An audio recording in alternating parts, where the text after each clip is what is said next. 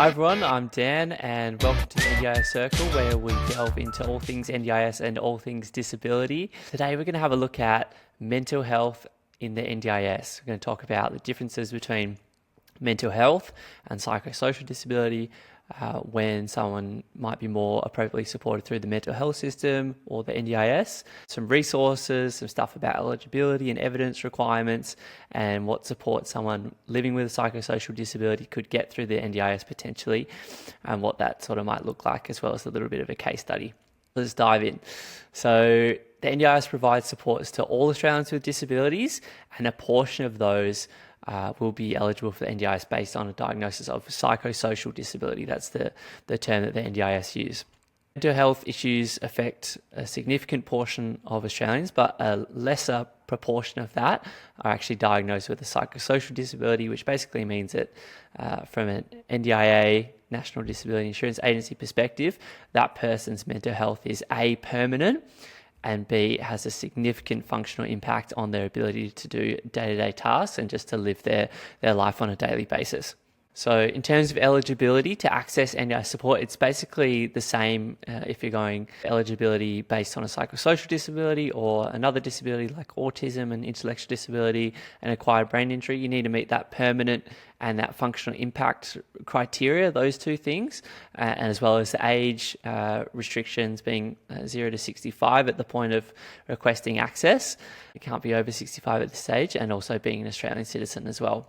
When you're going through the eligibility process and completing an access request form, it's like you would with other disabilities. It's about sourcing really strong evidence from medical professionals. So if it's for mental health, you might want to source something from your GP, potentially psychiatrists, psychologists, those sorts of mental health specialists and professionals, and then submit that as part of your evidence and your access request for the NDIS. So it's important, while mental health conditions may qualify for receiving support through the NDIS, there is a difference between mental health conditions and psychosocial disabilities. So psychosocial disabilities arise from a combination of mental health issues, social factors that affect a person's ability to engage in social activities, work, study, those sorts of things. And while a psychosocial disability like a mental health condition can be episodic in nature, so there's periods where one's mental health condition is having a really significant impact on their day-to-day life, and then there are periods where they're experiencing more positive mental health and they're able to do more things.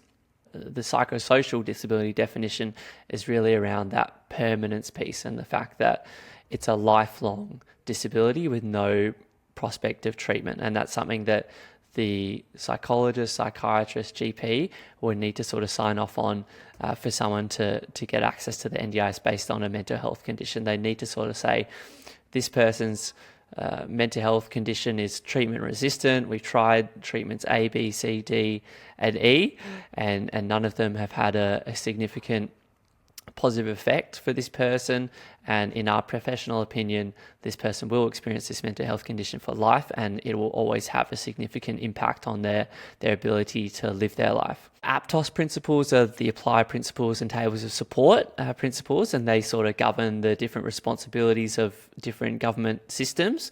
So that's a good one to review, whether they've got a specific section in there which is like mental health and the NDIS, and that sort of outlines what's the responsibility of the mental health system and what's the responsibility of the NDIS.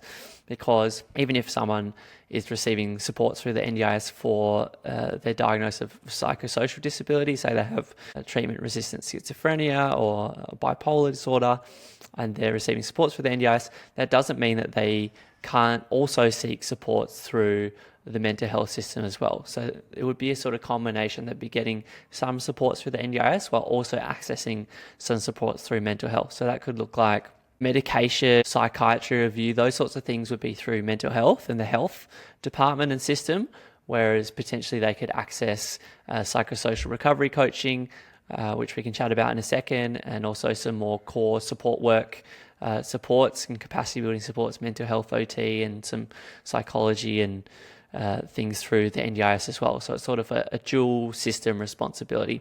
Psychosocial recovery coaching, or PRC, which I just mentioned, is a support that's specifically funded through the NDIS for people with mental health conditions with psychosocial disabilities, and it's based off a recovery coach model based on the premise that mental health is a recovery journey, and the job of the psychosocial recovery coach is to provide that emotional support and to be a capacity building support. So working with a person on their mental health journey to develop confidence and independence and capacity to do more things for themselves over a period of time, to sort of enhance community and social inclusion and participation and overall well-being. Sort of further contrast that difference between when someone might be more appropriately supported through mental health and when another person might be better supported through the NDIS. Could have, say, person A, let's call her Sarah. She lives with treatment-resistant schizophrenia, and she's been through a lot of different treatments over the years, for decades. No treatment has sort of had any benefit for her, and her treatment-resistant schizophrenia is having a really significant functional impact, meaning, Sarah's not able to work, she's socially isolated, not able to maintain a home environment.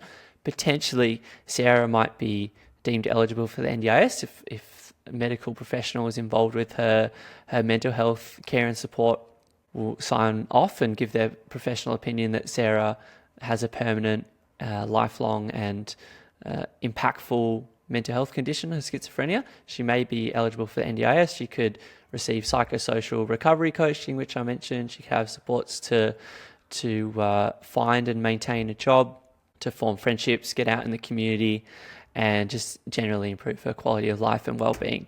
In contrast, there could be another person, let's call them Joe, that lives with sort of generalized anxiety and depression, and they may receive support through the mental health system. That might be a more appropriate pathway for them to access medication, Medicare subsidized psychology sessions, and having regular check-ins with their GP. And with that, Joe might be able to manage their mental health condition, and while obviously affecting Joe's well-being at times, and it may be episodic in nature, generally Joe might be able to maintain employment and maintain friendships and participate in the community.